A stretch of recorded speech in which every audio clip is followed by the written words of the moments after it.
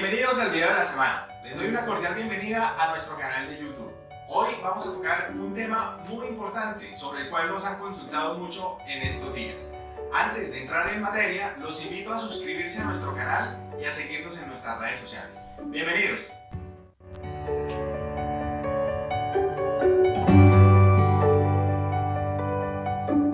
El contrato de concesión de espacios comerciales tiene características que son muy propias de este tipo de contratos. Sin embargo, antes de entrar a precisar cada una de ellas, o tal vez las más relevantes, es importante tener en cuenta que este contrato hace parte de aquella universalidad de contratos denominados atípicos. Existen contratos típicos porque están definidos, digamos que dentro de nuestro ordenamiento jurídico, de una determinada forma, y se definen además las reglas bajo las cuales deben gobernarse.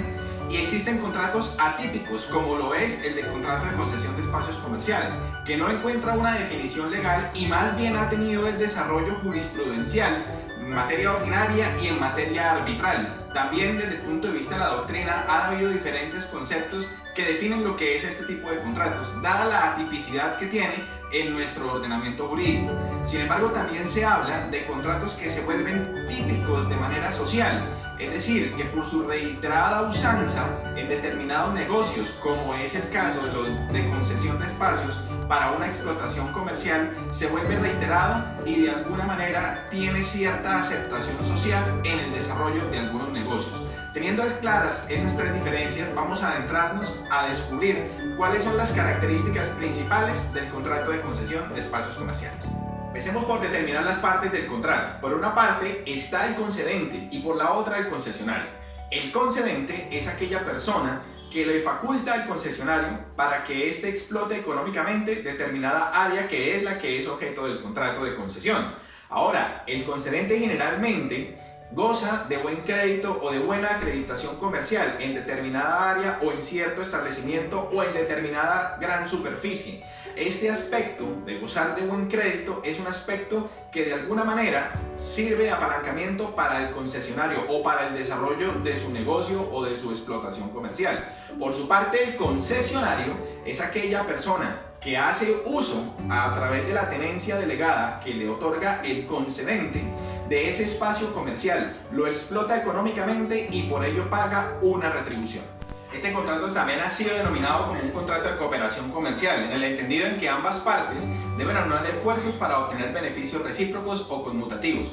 Por una parte, el concedente debe orientar sus esfuerzos a bien administrar esa superficie o ese lugar en donde se encuentra el área que ha entregado en concesión al concesionario, entre otras cosas para garantizar la afluencia de público y de esta manera el concesionario pueda a su turno garantizar o prestar un buen servicio a las personas que concurren a ese espacio comercial, teniendo en cuenta que a partir de los ingresos o las utilidades que genera el concesionario es que se van a tasar las retribuciones económicas, o por lo general así es que se determina en estos contratos, en donde ese tipo de circunstancias están gobernadas por lo que las partes definen dentro de los contratos mismos.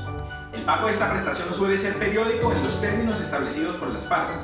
Por ser periódico, no se debe confundir con el pago de un canon de arrendamiento, aspecto que es propio de esos contratos, y estamos hablando de dos figuras totalmente diferentes. Al ser periódico el pago, le es aplicable la teoría de la imprevisión, establecida en el artículo 868 del Código de Comercio, que sugiere la revisión de los términos contractuales cuando en la ejecución del contrato mismo han variado las circunstancias que motivaron en principio a las partes a celebrar dicho contrato. Por cumplirse esta característica, y muy a propósito de los tiempos que actualmente estamos viviendo en donde hay dificultades en la operación comercial, es probable o es posible acceder o aplicar la teoría de la imprevisión en este tipo de contratos. Teniendo en cuenta las formas para tasar la retribución económica, es muy probable que en los contratos de concesión la parte concedente se faculte para ejercer cierto control sobre la operación comercial que ejecuta el concesionario. Sin embargo, hay que preguntarnos si este control es del todo absoluto.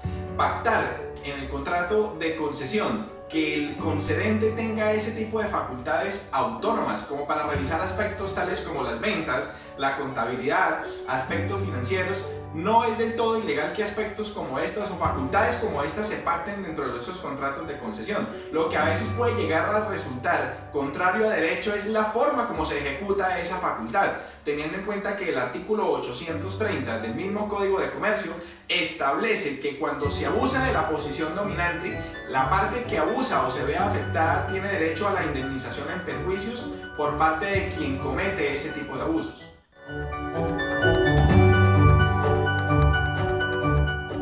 Una reflexión frente a este tipo de contratos es que las facultades de las que se dota el concedente entonces no son del todo absolutas. Existen excepciones y este debe en todo caso velar por no abusar de la posición dominante que ejerce. Eso es una realidad de este tipo de contratos.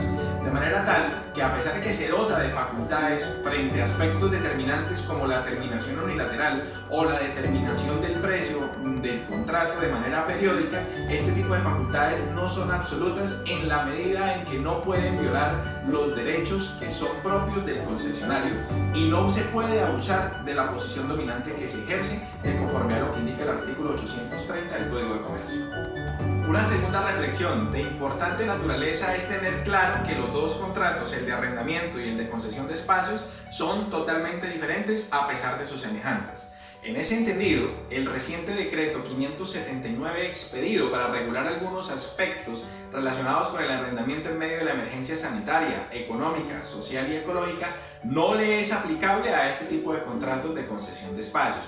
Sin embargo, sí lo es el reciente decreto 682 expedido el 21 de mayo del 2020 a efectos de excluir del impuesto de las ventas algunas circunstancias o algunas operaciones comerciales, entre ellas las que se generan a partir de los contratos de concesión entre concesionario y concedente. Y se destacan 6 aspectos importantes. El primero de ellos, y es que aplica tanto para los contratos de arrendamiento como para los contratos de concesión, los que hemos venido hablando. El segundo, que aplica para espacios y locales abiertos al público desde antes del 12 de marzo del 2020, o sea, antes de la declaratoria de emergencia sanitaria.